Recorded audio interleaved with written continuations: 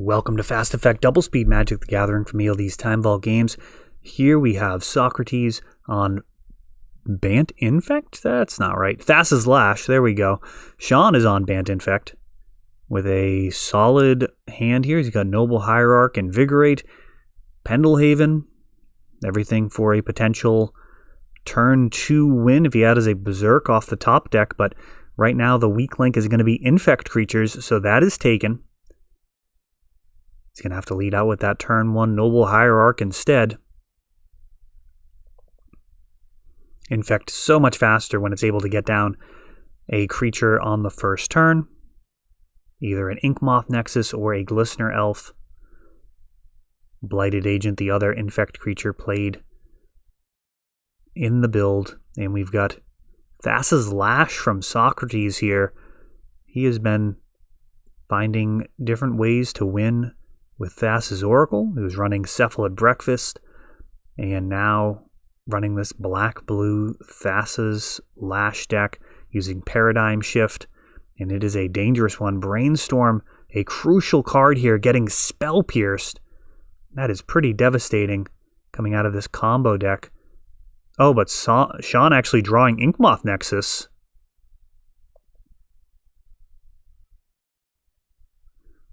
Threatening 7 Infect damage. This could actually be over on Sean's turn. That is just the speed that Infect plays on. We've got 4 mana for a Jace. And he will dig.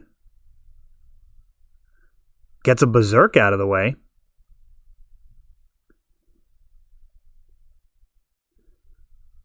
Plays a land and passes, so that Berserk would have been lethal. Actually, 2 pump spells on top. We've got Inkmoth Nexus standing up, pumping with Pendlehaven. Noble Hierarch will make it 3. And Invigorate can pump up to 7, putting Sock on a 2-turn clock, unless Sean still managed to top deck an additional free pump spell. Nope, just 3 coming through this turn. Which I actually don't love. I feel like you actually want to pump there. We have a Thought Lash.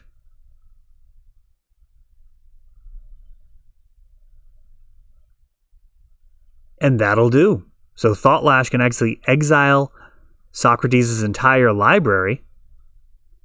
And wow, that is perhaps a lesson learned there. So Sean, looking at that as a 2-turn clock, could have cleared the Jace, which has that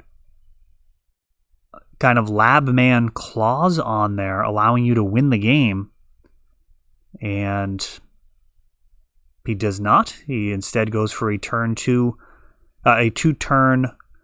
kill window, and Socrates takes that opportunity and finishes the game with Jace. Let's skip ahead to sideboarding. The situation just more dangerous than Sean realized, as Jace worth the 4 mana investment in this list. We have a turn 1 Glistener Elf.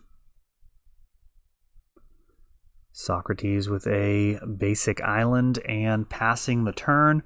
Inkmoth Nexus adds to Sean's board. Will he have some pump spells to go along here? Nope. Just 1 Infect so far. The 2 Infect a turn, not going to be fast enough. Really going to need some additional pump spells, but man, do they make a huge difference. And we've got a Thoughtseize, Brainstorm. In response, classic response to discard, drawing 3, putting the most essential card back on top of the library. Every once in a while, you'll see some disastrous interactions after that. Things like a surgical extraction or perhaps making someone discard an Eldrazi. But here, we've got just a fistful of Infect creatures and a Vines of Vastwood. I got to imagine the Vines going to be the easy choice here, though he doesn't have the double green for it. It's actually more of a decision not having the green mana does complicate this, but he's still going to take it, despite the low probability of green mana being on top of the library. Another Inkmoth Nexus comes down, 2 more poison coming across. It's really that third card down. That's the risk. And is this an Inquisition? I believe it's Inquisition of Kozilek. Spell Pierce. And a couple of more Infect creatures. And this is not normally how Infect gets there. Usually it's going to be with pump spells instead of just a bunch of bodies. Looks like Sock has 4 poisons so far. So he's got 2 turns to live, or 2 attack steps, potentially. Actually, no, there's only 3 mana, so now it's 2 turns to live. There we go. He did have the other Inkmoth in hand. We did know that. So, keeping the mana open. Interesting. Oh, he's got to become immense. Here we go. Going for the kill here. Socrates thinking about how he wants to deal with this lethal damage, and he's got a Spell Pierce to just brush it aside. So Sean trying to close the door right there and then, and Socrates able to stop it, essentially buying him a full extra turn. And now Brainstorm. So Sean basically had a 2-turn window, and now we've got Thought Lash, the namesake card.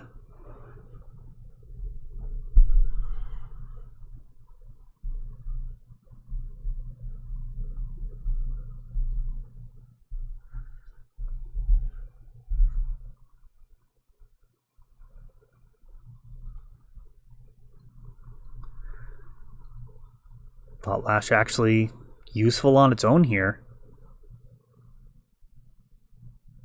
Preventing damage.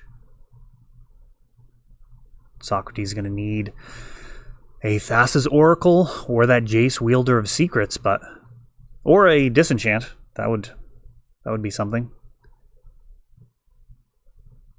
And we've got actually activating the activated ability on Thought Lash. And this is a spicy deck. I do like it.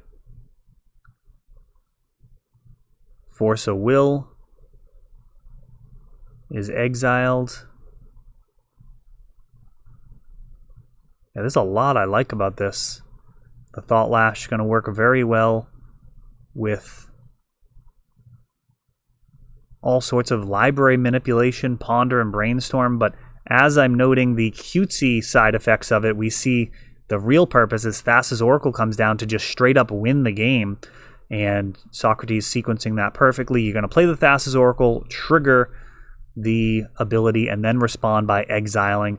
There's no reason to move all in if your opponent did happen to have a Force of Will there.